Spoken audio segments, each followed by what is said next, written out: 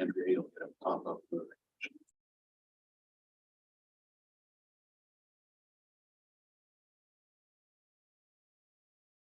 Start whenever you're ready. We start now then.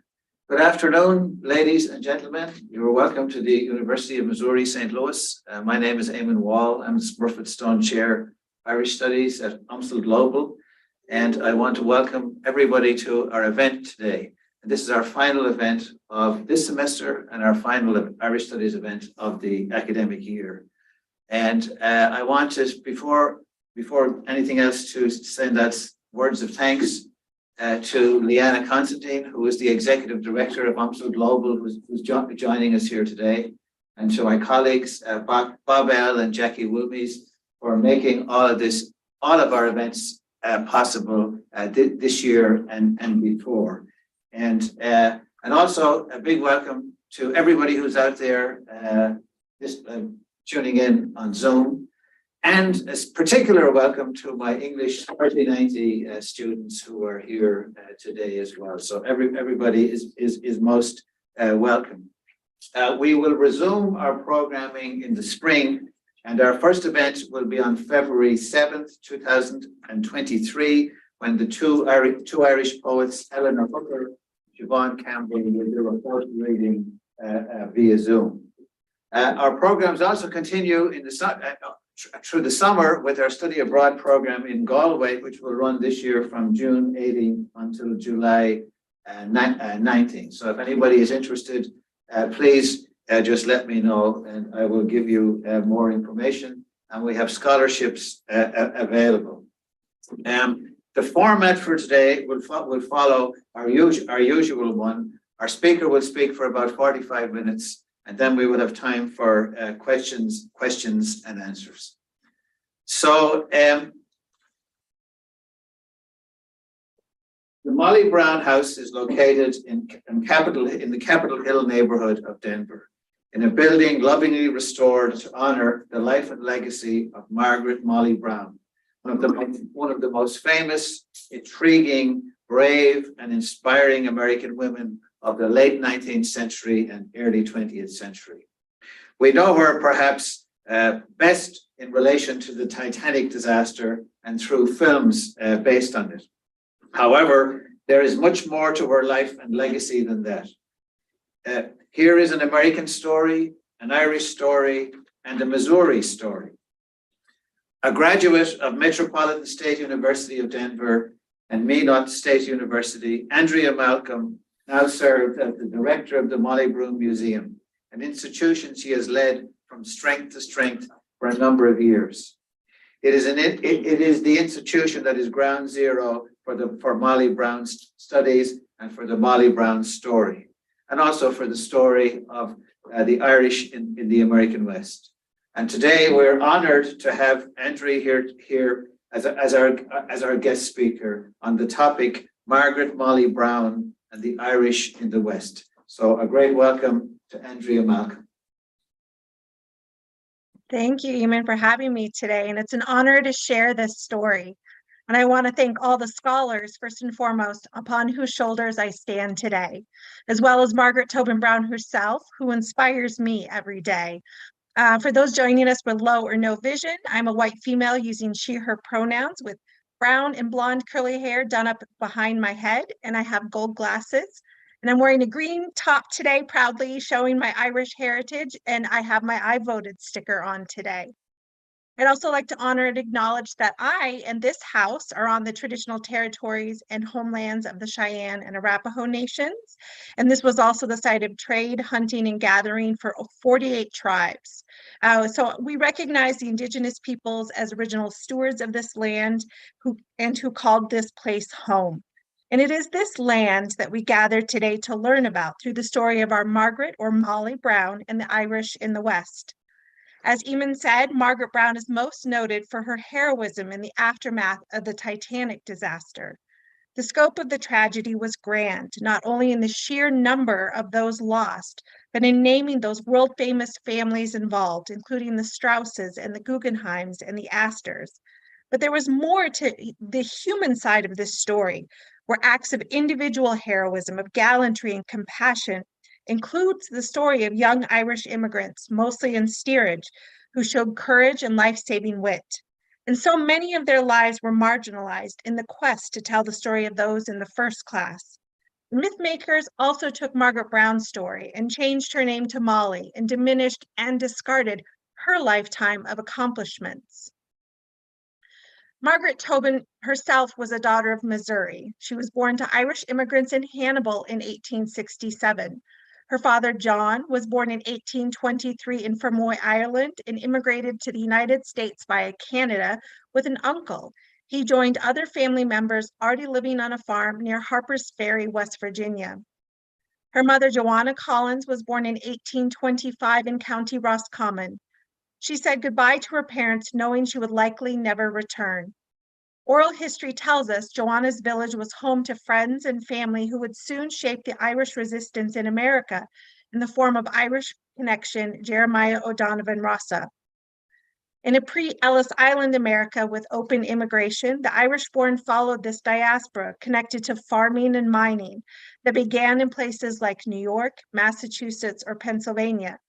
But faced with the prejudice that not everyone wanted to hire these Irish workers, many moved farther west. And after arriving in Pennsylvania with her aunt and sister, Joanna married and had one daughter, Mary Ann. Widowed after moving to Iowa, Joanna relocated with family to Hannibal, a growing town on the banks of the Mississippi with a large Irish community. And you can see by the census map all the places that the Irish have settled and called home. And you can see by the density of the green, there were a lot of those folks coming out west. On the 1860 census, Joanna is working as a domestic, but on the next she's married to John Tobin, an Irish kinsman who shared her belief in a proper education for children. But both were uneducated and relegated to low-paid labor. As I said, John had first settled in Harper's Ferry, soon to be the site of John Brown's raid. He too was widowed with a young daughter, then drawn to Hannibal for life beyond rural farming. Together, the Tobins had 5 more children: Daniel, Michael, who died before his 4th birthday, Margaret, or Maggie as she was known to her family, a son, William, and a daughter, Helen. Ted and Lisa Marks wrote in their book, Molly Brown from Hannibal, Missouri, Her Life in the Gilded Age, that by 1860, Missouri had become the destination for hundreds of thousands of immigrants. And large Missouri communities like St. Louis and even smaller Hannibal gave the Irish new freedoms that they were not able to enjoy in their homeland.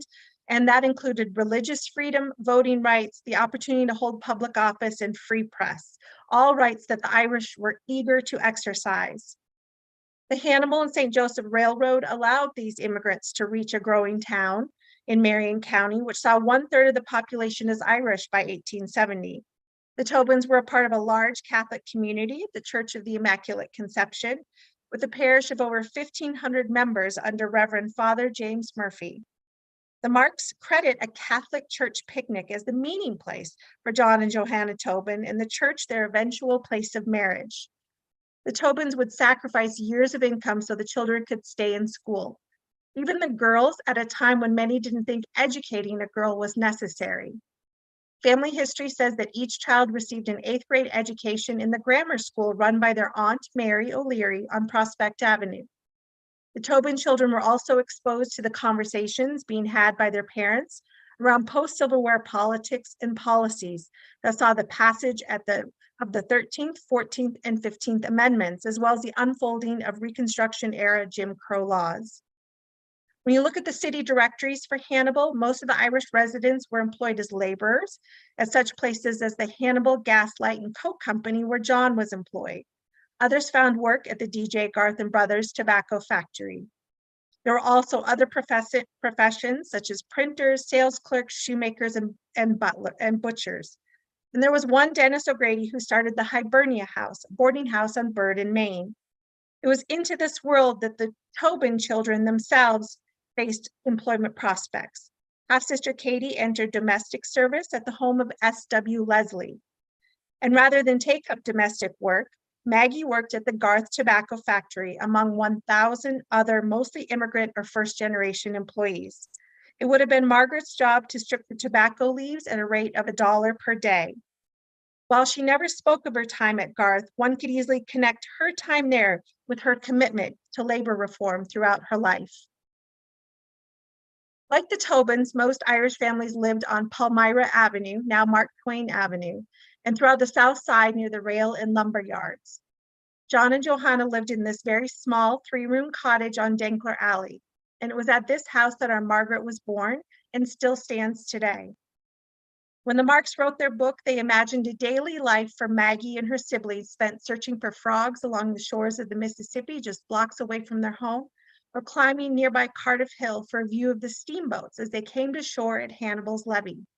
They imagined the Tobin siblings swimming in Bear Creek or spending precious pennies at McDaniel's Confectionery on Main Street. But by the time Joanna passed away in 1905 in her daughter's grand Denver home, she had 6 grandchildren, enjoyed a weekly, if some said miraculous, recovery of health to attend Sunday Mass. She smoked her pipe in the kitchen and was a notorious gossip monger. She watched the carriages go by her daughter's Denver home. And this life of leisure was made possible by her generation's lifetime of hard work and a good education and a bit of Irish luck for the next generation. Margaret accompanied both her father and then mother's bodies back to Hannibal for burial at St. Mary's Cemetery, because this was a river town whose hills and green came close to those of Ireland. It was these opportunities that drove Margaret's parents to leave Ireland and come to the United States. In the wake of the famine, life had become difficult, with more than 1 million people dying due to starvation and illness. And emigration became a best option for people wanting to survive, but it was expensive for an entire family to leave together. So one person, like Johanna or John, were often chosen to go, and they were likely the oldest son, her daughter, who would then save up money to send back home. Families and communities pooled resources and even took out loans to send a loved one to the US. And they were repaid when that person sent home wages. In a recent estimate, by 1912, over $10 million a year went back to Ireland. And with all of those coming to America, by the end of the 19th century, New York City alone had more Irish-born citizens than Dublin, and emigration was big business, with established pipelines sending people to America. The night before someone was set to leave for the United States, the family held an American wake, likely one held for Johanna and John. Rather than watching over the body of a loved one to be buried, these Irish wakes were a way to say goodbye to someone that likely would never be seen again. Everyone was invited to come to the family's home, and family stories talk about, though times were lean, they were given such gifts as hard-boiled eggs, rye or oat biscuits, and dried fruit for their journey. And one family story says they were also given a loaf of frog bread made with ground, cooked frog mixed in the dough, as it was thought to protect the traveler against fever while on board the ships. The family might not have been able to serve much food, so they would purchase it on credit or on tick. And the bills couldn't be paid until the person got to America and sent back the funds. The frog bread was meant to ward off sickness in those coffin boats, making their way across the Atlantic, where many died before even reaching the US and leaving those debts unpaid. Thankfully, both John and Johanna made their trip. By 1912 in the Titanic, however, travel was safer and more luxurious. The Titanic was at heart an Irish ship, built in Belfast at the Harland and Wolff shipyards. The White Star Line's passenger list for the Irish who embarked at Queenstown or Cobh, Ireland, saw 54 men, 54 women, and 5 children. Of that group, 45 men, 22 women, and all the children perished. 14 of the 115 total Irish on Titanic were from County Mayo village Attergoole. The 14 included an Annie McGowan and her aunt Catherine. Catherine had already been living in the US for many years and doing well for herself. She was one of the few that could return home, and doing so to escort her niece to America and set her up with employment. She also recruited the rest of the group to join them as part of this pipeline. Of the 14 from Attergoole, only 3 survived: Annie Kate Kelly, Annie McGowan, and Delia McDermott, who jumped 15 feet down into one of the last lifeboats. The very top image is a slice of the immigration records of the passengers getting off the rescue ship Carpathia, documenting those who had survived. And you can see Anna Kelly's name right there and showing that she is coming from Ireland.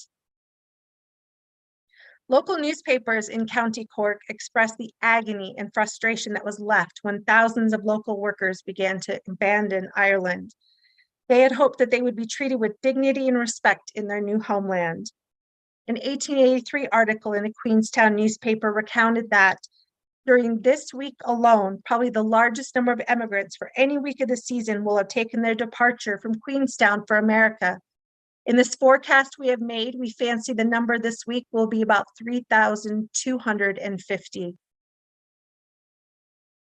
Had the Titanic not sank in 1912, it's possible that many of these Irish immigrants might have found themselves moving out to the West, where there were seemingly fewer stigmas against the Irish. Pathways of the great Irish chain of migration across America often followed mining activities, a life familiar to those born in Ireland's Beara Peninsula region. By the late 1800s, a worldwide downturn in the price of copper saw profits in the Beara mines at Allihies severely decline, and when the mine was sold, the effect on the local area was devastating. However, the closure of the Allihies mines coincided with huge tracts of copper and silver being discovered in Butte, Montana, leading to another large-scale emigration. The skilled Beara miners were in high demand over in Butte, with over 1,200 men emigrating to mine what became known as the richest hill on earth. By 1900, 1/4 of Butte's residents were Irish. When Margaret was 18, she moved to Leadville, Colorado, where another strong Irish community was present. Her brother had moved to Leadville a couple of years earlier and was working as a day miner.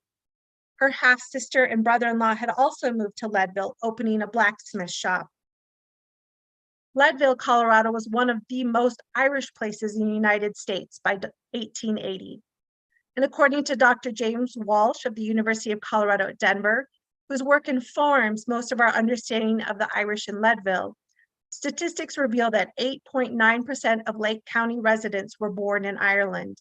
And when the children of these first and second generation Irish Americans are added to the mix, we have a community that represents close to 20% of the total population of the county.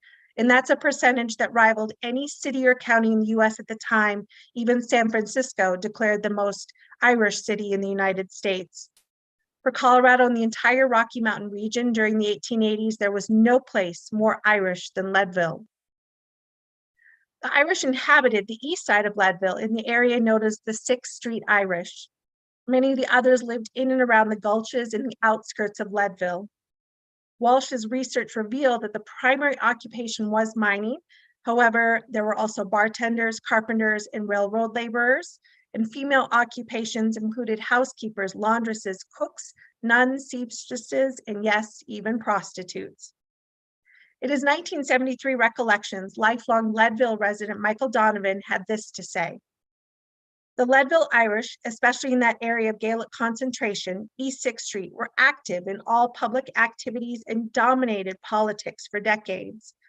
Being gregarious, the Irish were great joiners and promoters.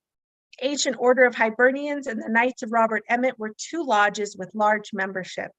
St. Patrick's Day was, of course, the most important day of the year," he said, "with masses at Annunciation Church, attended by all the Irish organizations, with parades, speeches, banquets, and a grand ball."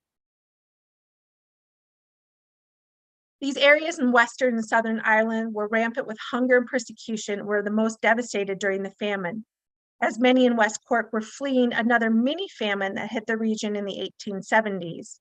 Many fled to anthracite coal regions in Pennsylvania, but then in turn fled those areas due to hangings of alleged Molly Maguires, miners accused of murder, arson, kidnapping, and other crimes. Historians disagree on whether the Molly Maguires were an underground movement motivated by personal vendettas or a struggle between organized labor and powerful industrial forces. But we certainly see those Molly Maguires coming west. But by the 1870s, these financial syndicates controlled the railroads and the coal fields, and the coal companies had recruited immigrants from overseas willing to work for less than the prevailing wages paid by American-born employees. One George Corson, a labor historian, said that many of these English-speaking American-born miners were compelled to give way in one coal field after another, abandoning the industry or vanishing westward. And these mostly Irish workers faced constant hazards from violations of safety precautions, with frequent injuries and deaths in the mining disasters. In one area in Pennsylvania alone, 22,000 coal miners worked in the mines, with 5,500 of those being children between the ages of 7 and 16, who earned between $1 and $3 a day, separating the slate from the coal. And those that were too old were assigned to picking slate at the breakers where the coal was crushed. The miners in Pennsylvania lived a life of bitter and terrible struggle. And it was this life that J.J. Brown fled in the 1870s to head west, where he would eventually settle in Leadville and meet his wife, Maggie. Jim Brown, or J.J. Brown's story, also follows the same mining migration patterns typical for the Irish. He was born in Pennsylvania and surrounded by this terrible struggle of coal mining. His father, John, was uneducated and worked in the Pittston mine to provide for his family. And like the Tobins, the Browns sacrificed income to ensure their eldest son was well educated, with the hope that he would avoid such dangerous work. JJ, however, was still lured west by tales of gold in the Black Hills of South Dakota. In 1877, he took a job at the famous Homestake mine, where his education allowed him to quickly move up in the ranks to foreman, where he made $10 a month. But within a few years, he moved on to Colorado, where it was still possible to pick up a mine claim for a reasonable amount. It was in the Aspen area that he met two people that would change his life, Jack Landrigan and Eben Smith. Jack Landrigan would eventually introduce him to his young sister-in-law, Maggie, and Eben Smith would see JJ's talent and make him a partner in the first of many ventures, culminating in the Little Johnny along with John Campion. Moving to Leadville, JJ would take control of several mines, including the Maid of Erin. And in 1879, Leadville, there were more than 30 mines and 10 large smelters producing gold, silver, and lead, and generating $15 million in annual income. And in his spare time, JJ, you can see him on the left there, studied geology, ore deposits, and mining techniques. And by 1890, when him and Maggie were married, and there you can see their two children, Helen and Larry, he was working the Ibex claims with Smith and Campion. On October 29, 1893, the Leadville Herald-Democrat reported the Little Johnny, the mine that you see here, is shipping 135 tons of gold ore per day. They had found a veritable lake of ore that yielded as high as $60 to the pound in gold.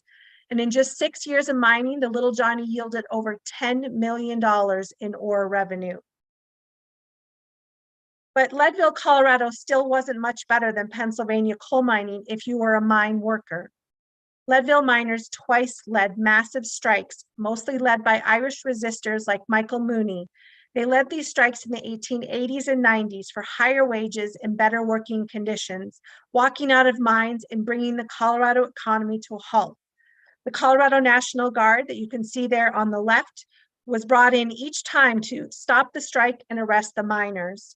In the later strike, an undercurrent of violence and retribution led to the deaths of at least 8 and perhaps as many as 24 Irish men. And you can see in the article on the right, they're asking for $3 a day. In his work, Michael Mooney and the Leadville Irish, Respectability and Resistance at 10,200 Feet, Dr. Walsh explains that the Irish in America did seem to climb the ladder of success more quickly in the West. Irish immigrants in hard rock mining camps such as Leadville still found themselves squarely at the bottom of the ladder. He says that although there was nothing radical about the goals of each strike, higher pay, shorter worker hours, and better safety conditions, the miners were treated as dangerous radicals by Leadville's business community and by the Colorado state government, and that each strike was met by vigilante-inspired violence and repression. These notions of Irish oppression are seemingly at odds when one thinks of the very names and the workers in the Leadville mines. Many of the mines honored Irish nationalists. The names include the Robert Emmet, the O'Donovan Rossa, Margaret's own relative, and the Fenian Queen and the Wolfe Tone. More general Irish names included the the Maid of Erin and the Red-Headed Mary, the O'Brien and the Fitzhugh. Dr. Walsh points to Leadville's own Silver King Horace Tabor, his second wife being the notorious Widow Tabor, who himself was known to support Irish nationalism. And one might also look to J.J. Brown's partner, John Campion, he himself an immigrant from Ireland. This conflict between mine owner and mine worker stands in contrast to Butte, Montana. Scholar David Emmons wrote on the Irish miners in his book, The Butte Irish, Class and Ethnicity in an American Mining Town. According to Emmons, the Irish were able to settle in Western mining towns, had jobs and family, had friendship of their mates, and the fraternal companionship of their associations, and the comfort of their church. And he said it was not a bad definition of a fair living, and nearer to it than any place that the Irish had ever known.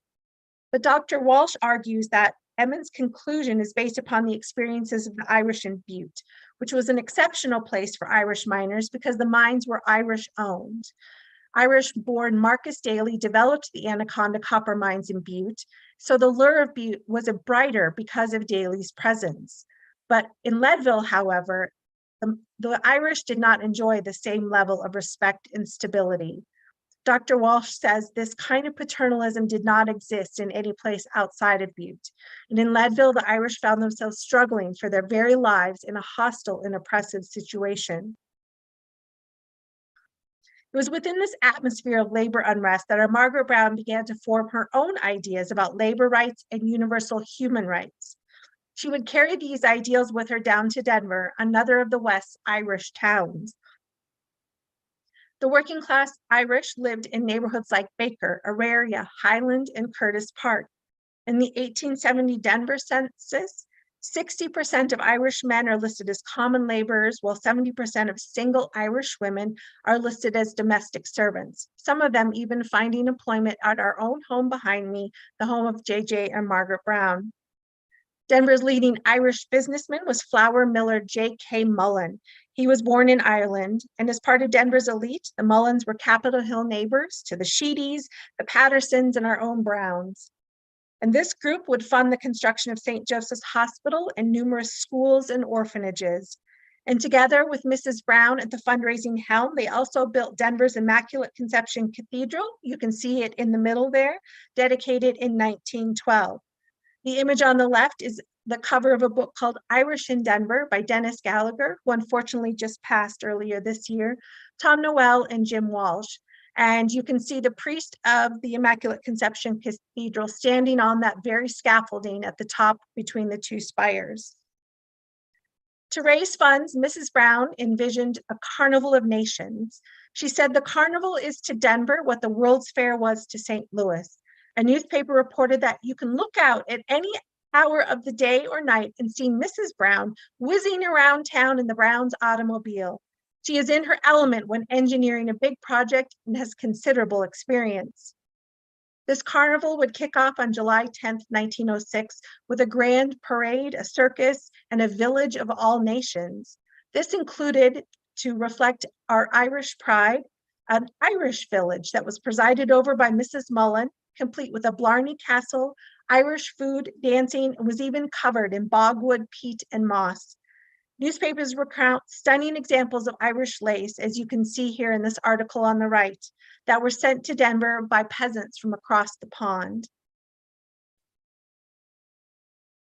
Perhaps one of the most iconic Irish festivities in Denver was, and still is, the St. Patrick's Day Parade, just like in Leadville. Ours in Denver was first sanctioned in 1883 by Mayor Morris. And the parade, just as the Irish, has seen ups and downs here in Denver and, of course, America at large. During the 1920s, particularly here in Denver, the anti-immigrant and anti-Catholic rhetoric espoused by groups such as the Ku Klux Klan suppressed the Denver parade and the Denver Irish. However, the parade has endured and is still popular and touted as the largest Irish gathering west of the Mississippi. And as Lindsay Llewellyn recounts in her work, Two Irelands Beyond the Sea, Ulster Unionism in America, Denver had become the key Irish city in Colorado by the early 1900s. After the silver crash of 1893 and strike of 1896, the productivity and population of Leadville declined drastically. Many Irish miners moved on to different mines in the West, while others relocated to the capital. By 1910, 44% of the Irish in Colorado lived in Denver, with 63% of the state's total Irish population living on the Front Range. Those Irish who stayed in Colorado were more urban and middle class than the working class miners of earlier years. And like like Leadville, Denver also had its own share of Irish fraternities. The Fenian Brotherhood was established in 1866 and the Clan na Gael in the 1870s, when Denver was little more than a decade old. And by the 1880s, one could join the Mitchell Guards, the Ancient Order of Hibernians, the Irish Progressive Society, the Irish Fellowship Society, and the Ladies' Lands League. In a letter to the editor of the Rocky Mountain News on November 11, 1881, Mullen argued that Denver's Lands League aided in bringing Catholic and Protestant Irish Americans closer together. He wrote, "The Land League of the city has done a great deal towards making Irishmen acquainted with each other, and this acquaintance has ripened into a bond of sympathy that has resulted in united Irishmen as they have never been united before." And as we grapple today with what it means to be American and who is included and who is not, historian Phyllis Martinelli writes that some of the animus toward Irish Catholics faded as the nation entered World War I. Americans largely pulled together, including immigrants and their children. But in wartime Denver, however, Mullen himself came under attack by editors of the Denver Post, who claimed that he was unfairly profiting while other Americans sacrificed, and that Mullen was seen as less than 100% American, a title reserved for native-born white Protestants. And these false allegations reflected on all Irish Catholics in Denver. When the Brown family themselves moved to Denver, Margaret became an active player in Denver politics. It was often within the sphere of her Irish heritage and their Catholic faith. We use Margaret Brown's story here at the museum to demonstrate that women in the Victorian era shaped larger national events, and that Western women in particular shaped the land, the built environment, and set the social norms and laws that we benefit from today. And I think the same could be said for the Irish who came west in pursuit of life, liberty, and happiness. When Margaret was born, women of a certain class, well above the class she was born into, were not expected to work outside the home, engage in politics, or travel alone. They did not wear pants, play sports, and they certainly did not vote. All of these were privileges Margaret Brown would be able to have later in her life. But this wasn't the case for many of the Irish women like her mother or those wives of miners in Leadville who took in laundry, worked in boarding houses, or were domestics. Margaret, seen there on the far left, her story can also be an entry point to talking about such women as Clara Brown on the bottom right. 1859 freed slave Clara served as a midwife and cook for a wagon train headed west. Like many African Americans, she came west for new ideals of freedom. She relocated to Central City, where she established the first laundry in Gilpin County. It was during her stay, Clara accumulated a large amount of savings and eventually acquired housing and mining properties worth around $10,000 or $1 million today. She invested in both Denver and Boulder properties and became quite the developer. From then on, Clara was known as Aunt Clara, as she provided shelter and food for local townspeople and helped establish Colorado's first Protestant churches. Back in Leadville, Dr. Walsh's research revealed that, like Margaret, Irish women were coming west from the same kinds of places that Irish male miners in Leadville came from those mining regions throughout North America and the British Isles. The Annunciation Parish Records and 1880 census reports reveal that Irish women were following the same kinds of miner networks as men, traveling alone or with fathers, brothers, husbands, and sons who worked the mines. Dr. Walsh also found evidence of at least 6 Irish prostitutes and 3 Irish madams in Leadville. I love their names. Their names were Molly May, Molly Price, and Sally Purple. Purple left Leadville in 1883 and, according to the Evening Chronicle, had abandoned the disreputable life.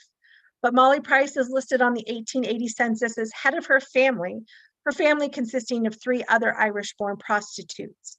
The average age of the 4 women was 21. Walsh's research tells us that the violence of a 19th century mining camp transfer directly onto the daily experiences of working class women. And to a large degree, these women only exist in the historical record when they are victims or purveyors of violence.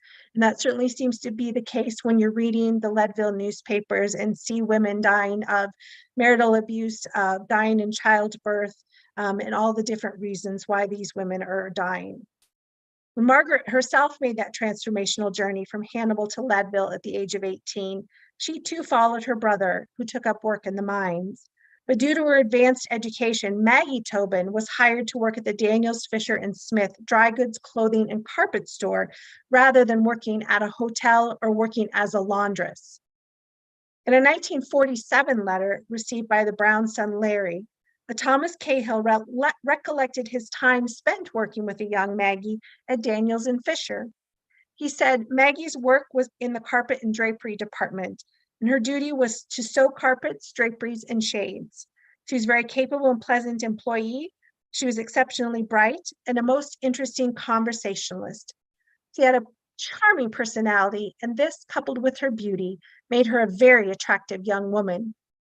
Cahill says that it was about this time that the handsome Jim Brown fell in love with her and they were married, and that Jim Brown was considered a top flight mining man in Leadville when we had the best mining men in the whole country. It was these women who would help create Leadville and forge the West, including the center photo, which I know is a little blurry, but that's our own Baby Doe Tabor holding down the fort after her husband, Silver King Horace Tabor, died. You can still visit that mine up in Leadville. After witnessing the labor tensions in Leadville and coupled with her own experience as a teenager working in a cigar factory, Margaret Brown would become a champion for workers' rights. Her role in these social reform efforts was a luxury afforded her only after her husband J.J.'s gold strike made them a part of Denver's social and industrial elite rather than part of the working class. Even though she was a wife of a mine owner, she still spoke out, and often with County Cork, Ireland-born Mary Harris Jones, known as Mother Jones, who championed miners during the Colorado Coalfield Wars at Ludlow. It was here that the families of mostly immigrant groups were evicted from their company-owned homes. And in a Denver Post interview from May of 1914, Margaret said, "The solution is for the people of Colorado to rise in a body and demand that Rockefeller put into practice that which he has been teaching his Sunday school class. That is, am I my brother's keeper?" The citizens of the Ludlow tent colony were a community of mine workers and their families that represented about 32 different racial, ethnic, linguistic, and cultural groups. And despite the barriers in communication, these families came together to demand better working conditions and benefits from their management. Their list of 7 demands included 4 stipulations that were already Colorado state laws. To make their needs known, they organized a strike that began on September 24th, 1913, and brought together various other workers from neighboring colonies. This amassing of so many different types of people made the strike truly unique, and mine owners feared what this unprecedented solidarity would mean for them. And this fear caused many of them to put in requests again for the presence of the National Guard. In response, Margaret Brown chaired the newly founded Women's Relief Committee alongside Senator Helen Ring Robinson, former legislator Alma Lafferty, and Mother Jones, once known as the most dangerous woman in America. You can see her in the bottom picture with a couple of children, and in the top picture left, she is in the center nearest that little girl wearing the white dress. In late 1913, Jones urged for an independent congressional investigation. When she tried to return to Colorado in early January, she was arrested. Protesters urged her release. You can see them down in the bottom left corner.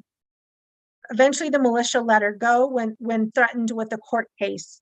She continued her crusade and was again arrested by the militia and taken to a prison deemed uninhabitable. She was released again and went to Washington, D.C. to testify in front of Congress. Meanwhile, at Ludlow, mine guards opened fire on the miners' celebration of Greek Orthodox Easter. The strikers returned fire, but once their ammunition ran out, the guards entered the camp, executed strike leaders and their families, took prisoners, and set the camp on fire, resulting in the deaths of 25 people, including 11 children. You can see in the center image the aftermath of that horrible disaster. Ludlow became a catalyst over the summer of 1914 for Margaret Brown and others. It allowed her to elevate her political and social justice agendas and demand workers' rights. Like Mother Brown Jones, she brokered talks between the unions and capitalists, and she generated international attention in support of miners' rights as she traveled all over the US on a speaking tour. Ludlow also became a part of Margaret's campaign platform as she considered a bid for US Senate with the support from many in Colorado. She would be the first woman from the West to make that bid for US Senate. In her speeches, Margaret often said, "In the minds of my family, we had our troubles in Leadville, but we met the just demands of our workmen. The recognition of the union is a mere thing for any capitalist. I personally joined the union, got my card, and went back to the men and told them I was one of them and that together we must pull together." The United Mine Workers of America purchased this Ludlow site in 1915 and created a memorial.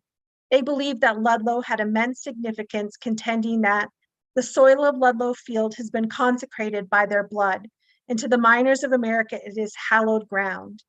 And those that died at Ludlow were considered American heroes in the long history of miners' struggle for workplace rights. Many of these struggles and fights for rights we can attribute to those Irish miners, to the Molly Maguires, and to the Michael Mooneys. As a first-generation American, Margaret Tobin Brown joined a cadre of progressive era reformers working on things like labor reform, and they strove to fulfill the experiment of freedom, democracy, and equality for all. And she represents thousands of Western women, of Irish women who played key roles in labor, public health, education reform, and setting the stage for the women today serving in the US Senate and drafting legislation. In honor of Election Day today, it was out here in the West, state by state, where women first gained voter enfranchisement.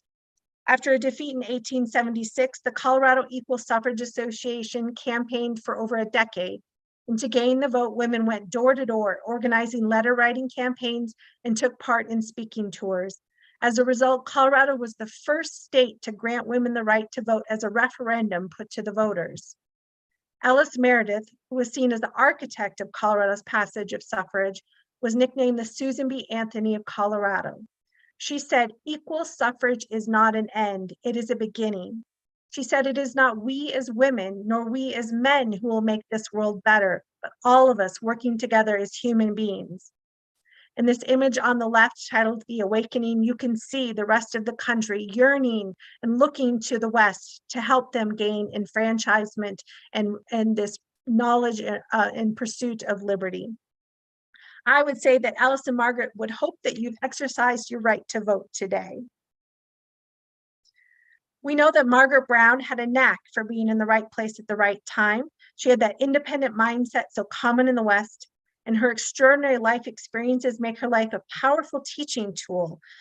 With her historic home and collection here at the museum, essential in telling her story and connecting to the stories of the past, like those of the Irish in the West and their tremendous contributions, hard work, and struggles. Our house, which you can see on the lower left, is made of the very geologic tension surrounding Denver. The house is made of Castle Rock rhyolite and Manitou sandstone, quarried from the Garden of the Gods. And Mrs. Brown decorated her home to reflect their pride in her husband's decades of hard work, in the pride they had for his gold stripe, by putting gold painted anaglypta on wall in the entryway. You can see it here. And they also put copper and gold plaster medallions in their dining room, again to reflect the story of Colorado and the pride in all of their hard work. All of these elements together tell the story of local geology and mineralogy, of these economic drivers and boom and bust cycles that the Irish were at the mercy of. It also talks about the evolution of Victorian households and the history of Denver's built environment, and all of these stories that tie to the hard work of the Irish immigrants who came west, many of them now long forgotten. Some of those names lost to history include those buried here in Evergreen Cemetery in Leadville that you can see on the left. In work begun by Dr. Walsh, records show that over 1,300 Irish and other immigrants are buried in these, you can see them, unmarked sunken graves in the pauper or Catholic-free section of the Evergreen Cemetery. Based on surnames and cross-checking with church records, it's estimated 70 to 80% are Irish. And the average age of those buried in the Catholic-free section is 23. Nearly half of them are children 12 years or younger who died of things like scarlet fever, and 8% are listed as stillborn. For the past several years, an international effort has been underway using Dr. Walsh's research to memorialize the Irish community that once inhabited Leadville. Spearheaded by the group Irish Network Colorado, this memorial is a symbol of recognition of their Irish humanity, their lives, their dreams, and their names, in hopes that their stories will inspire us today. And this work will really honor and name the poorest of the poor in 19th century Leadville. And the work will highlight and center social class, economic justice, and labor rights, and include the struggle to form viable unions. The ultimate vision is to make this memorial site a shared place with a universal story that can educate generations to come, and the hopes that is accessible to all. It's already led to multiple education initiatives, a twinning with the sister city in Allihies, and a cross-pollination of exchange between Colorado and Ireland. And the memorial is comprised of several design elements, including a spiral walkway that leads to that center bronze sculpture you can see on the top right. It depicts a miner with a face looking skyward in hope. And the miner holds the tools of his trade, a pickaxe, and kneels next to an Irish harp and is poised next to a Colorado rock, all symbolizing the connection between Ireland, Leadville, and mining. And all of this points towards Allihies, the area in Ireland where many of the miners hailed from.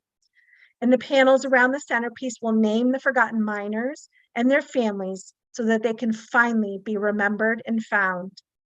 If I may, I'd like to read a few of those names for you today. We have Anna Brennan, died 1887, 7 months old. Michael McCarty, died 1892, 45 years old. James Keefe, died 1892, 20 years old. Alice McCoy, died 1888, 33 years old. An infant Fitzgerald, died 1886, stillborn. And Mary Connolly, died 1882, 32 years old. It is the hope of everyone in Leadville, Colorado, Ireland, that this memorial will help those looking for that chain of connection to their ancestors and what it means to be an immigrant and what it means to be included as an American. And Margaret Brown's story serves as its own chain or thread to the larger stories of the peoples, including the Irish immigrants who have made Colorado home. We know that the role of the Irish in the West in Colorado runs deep. We can see it threading through our own social, economic, and political past and the traditions many hold dear here in Denver. From the well-known politicians and activists whose names have been lost to history, it's their struggles and achievements that have helped shape this region and made it what it looks like today. And we think that Margaret Brown's life exemplifies the Irish in the West, whose stories I've shared with you. 2 more quotes I want to share. To a reporter, Margaret Brown once said, "There's something in the air in Colorado that inspires you." And you certainly feel that here in her Denver home or in Leadville, looking out into the trees in contemplation over those many graves, thinking about their lives and their hope. And Margaret Brown also said, "It is a mistake to think that Western women are crude and provincial. There are hundreds, thousands of wonderfully brilliant women in Colorado. They are largely women who have dared leave their native homes to come out here west where they might expand, found new homes, and enlarge their horizons." And in Irish, I say, "Garav ma agav," thank you.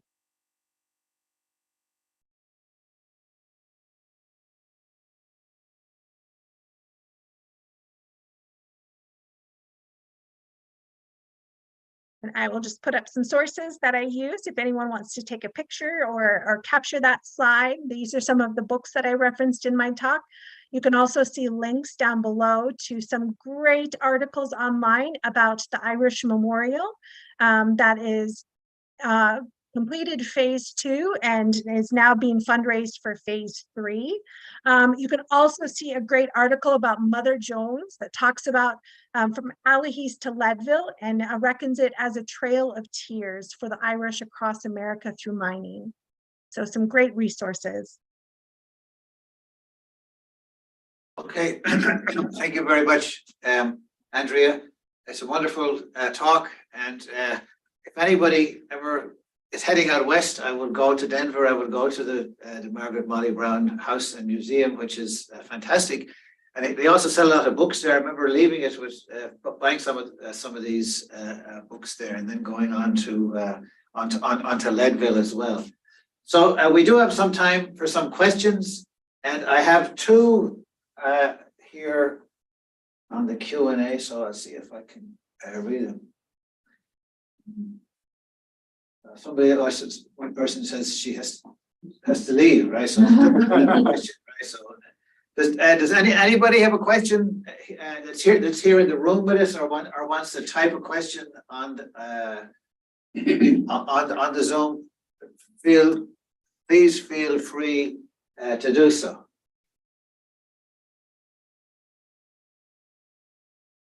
All right, so let me just start with a question. And is it in the cemetery in Hannibal today?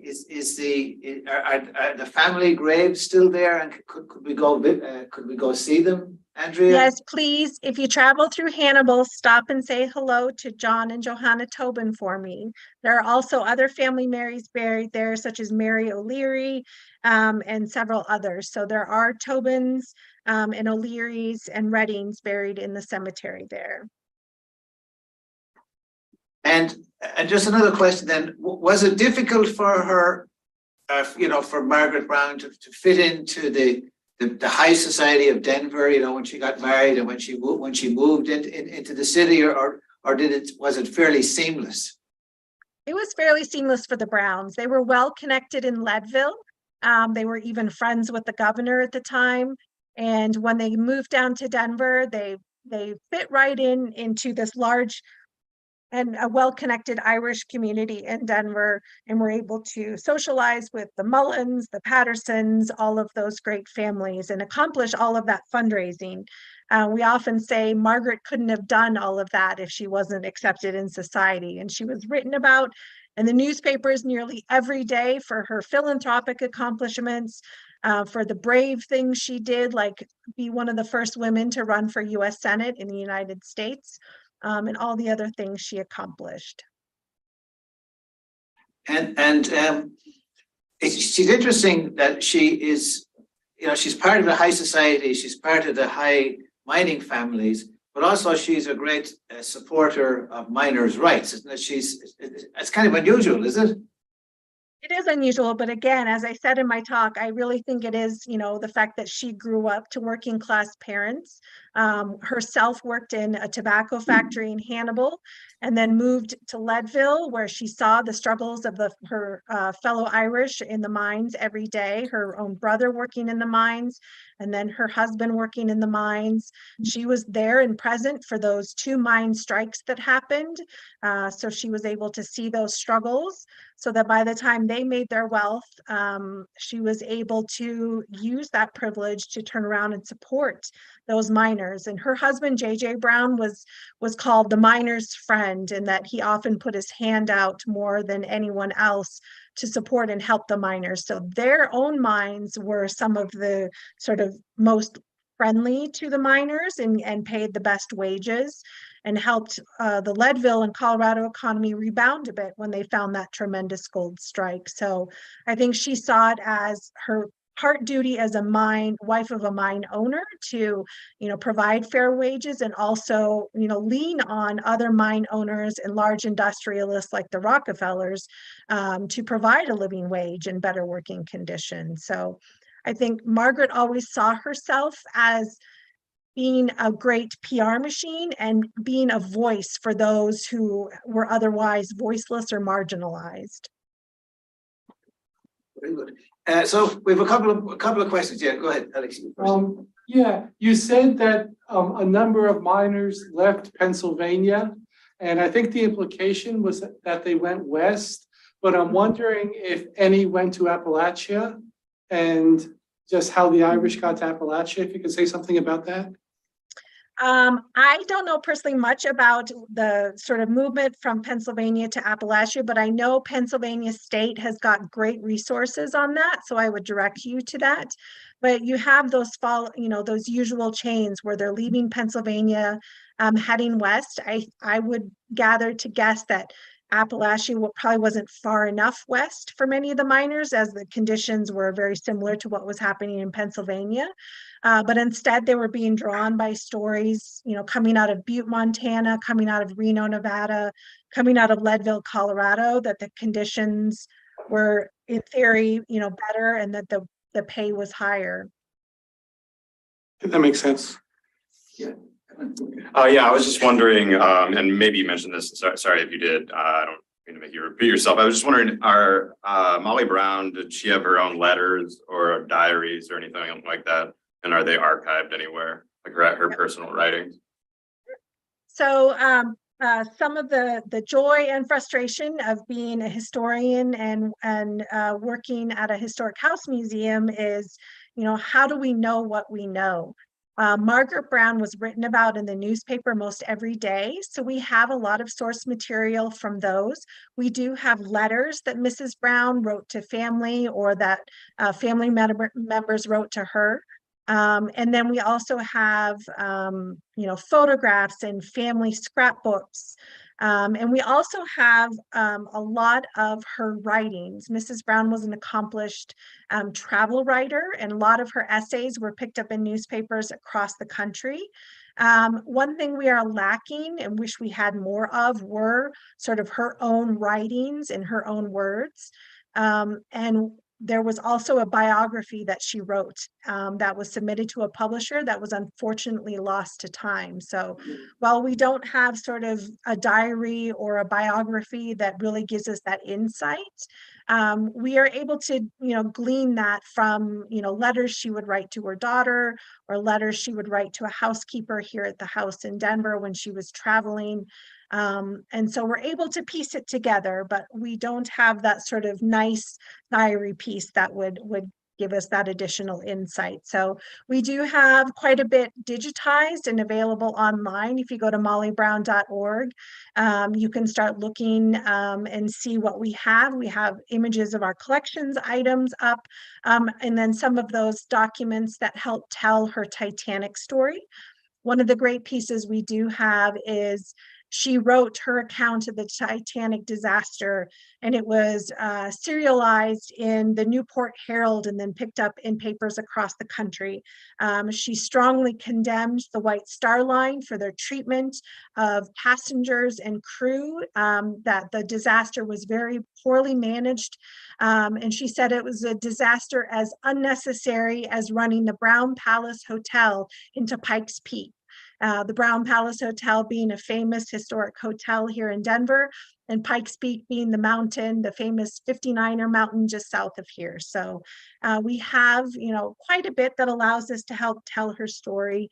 And new things come to light all the time. We just got a scrapbook back in our collection just a few years ago. So it's wonderful to find these things and help further tell her story and draw these connections. Great, yeah, thank you.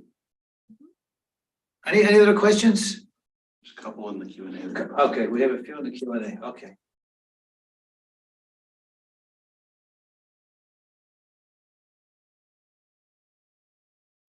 So from Mary Russell, how accurate is the show, The Unsinkable Molly Brown?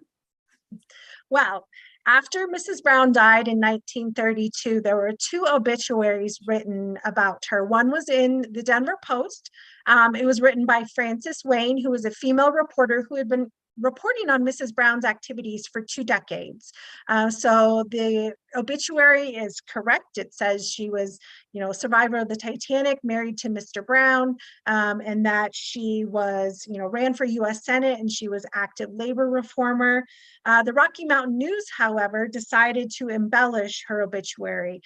They put their sports reporter, Jack Carberry, on writing her obituary for some odd reason. And he decided to embellish Mrs. Brown's life, saying that she was born in the eye of a hurricane and raised on the milk of a nanny goat, and that Mark Twain had pulled her out of the river in Hannibal. He made up all of these stories. Those made up stories were so popular, they were serialized into a bunch of short stories written by Gene Fowler in a book called Timberline.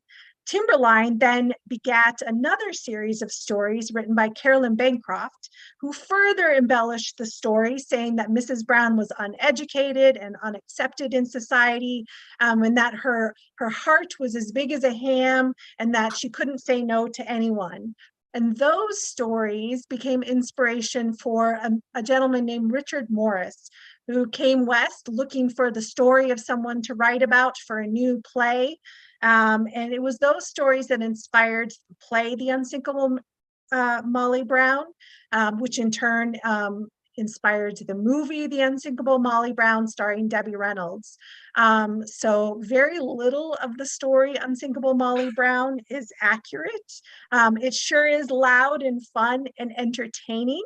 And when it came out in 1964, everyone in Denver said, hey, that's our Mrs. Brown, and she used to live here in Denver.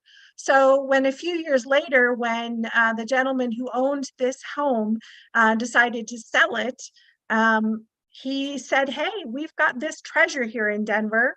And it was where our Unsinkable Molly Brown lived. And so we credit the film as having saved this house from demolition in 1970, when it was up for sale and could have easily been bulldozed into a parking lot. So we love to give credit to old Molly and the Unsinkable Molly Brown, but know that her story, her real life story, is so much more fascinating and fun to tell. And the second question, I thought she died in 1922. What was her interest in France during World War I, for which she received the Legion of Honor? Absolutely. So starting in about 1914, as she's in Newport, Rhode Island, where she is now living part-time to be closer to the national suffrage movement. And of course, in June, that's when war breaks out. That's the reason why she gives up her U.S. Senate bid, is to head off to France. So she spends the next several years, as ship travel is permitted, going back and forth to France, bringing medical supplies, helping to set up relief stations in northern France. Of course, at this time, the Red Cross is in its infancy, and most armies don't have their own medical corps. So this is really the birth of these, medical relief stations that are mostly set up by women like Anne Morgan, by Mrs. William Vanderbilt, and Mrs. Brown. That's where we get the expression "donuts to doughboys," as women are setting up donut and coffee stations for soldiers to stop at.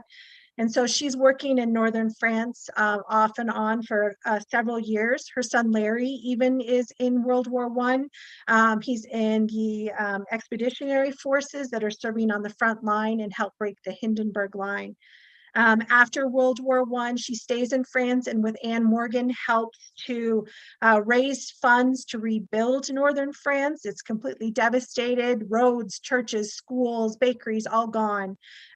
So they helped rebuild France. And for this, she is she's nominated for a Legion of Honor medal in 1932, just months before she passed away. And it's the Friends of Blairin Corps, which is the group that Anne Morgan formed to help rehabilitate northern France, that nominates her, as well as Captain Rosten of the Carpathia, who also co-nominates her for all of her bravery and help in the aftermath of the Titanic. So she's honored to receive the Legion of Honor medal in 1932. And then she passes away in October of 1932 in New York City. At that point, she's living in the city. Of course, it's an exciting place to live in 1932, even with as America's in the wake and the Depression. So she's living at the Barbizon Hotel, where she passes away in her sleep in October of 32 at the age of 65. Thank you, Douglas, and thank you, Anne, for those questions. And Douglas adds, just a reminder, Mother Jones is buried in the Union Miners Cemetery in Mount Olive, Illinois, not that far from UMSL, where we are today. Any other questions here from? Well, let me just ask you then, just a final question, because we have a number of students here today, and how you got interested in your career, why did you decide, to engage in this career rather than something else, and a few of the ups and downs of it. Absolutely. So I studied both public history with a concentration in women's history. And then I also had a degree in art history, theory, and criticism. I knew I wanted to work in a museum. When an opportunity came up here at the museum, I was able to grab a position that was just in frontline visitor services, but allowed me to get my foot in the door. And so my combination of women's history and sort of art history background was perfect for a historic house museum, where we have a large decorative arts and fine arts collection, as well as we are, of course, a women's history site, and have all of the accoutrements of being a woman and telling women's stories and putting that within a larger context. So I've been here 22 years now, became director in 2009. So worked my way up. Some of the ups and downs of working in a museum and a historic house that are nonprofits, you're sort of at the whim of your earned revenue or your granted revenue, and have to set a budget annually accordingly. And being a historic house, we are limited sort of by our confined spaces and our somewhat small urban lot as to how many people we can welcome and accommodate every day. But I think from a public history standpoint, it's just a wonderful place to be able to take this one woman's story and use it as this jumping off point to talk about the Irish, to talk about the African Americans, to talk about labor struggles, to talk about immigration, and to really rewrite historical narratives and really examine, themes like what does it mean to be an American as we approach the 250th anniversary of our country. So I think public history sites like ours are perfectly positioned to help tell that story and add the Irish back into the story and add the women back into the story. So I always encourage people who are in the history field, look at public history, look at historic sites as places of employment, look at taking, some museum studies classes. And we certainly see a lot of educational growth in the museum sector, with museums dedicating more and more resources to public education as being sort of partners with schools to help tell the stories, social studies, history that the teachers aren't able to in their classrooms. So there's lots of different sort of ways to approach it, either through education, general public history, collections, care, things like that. Okay, very good, thank you. Any other questions? Okay, so why don't we stop there then, Andrea? Just one final thing. Our first speaker, our first lecture this fall semester was on Oscar Wilde.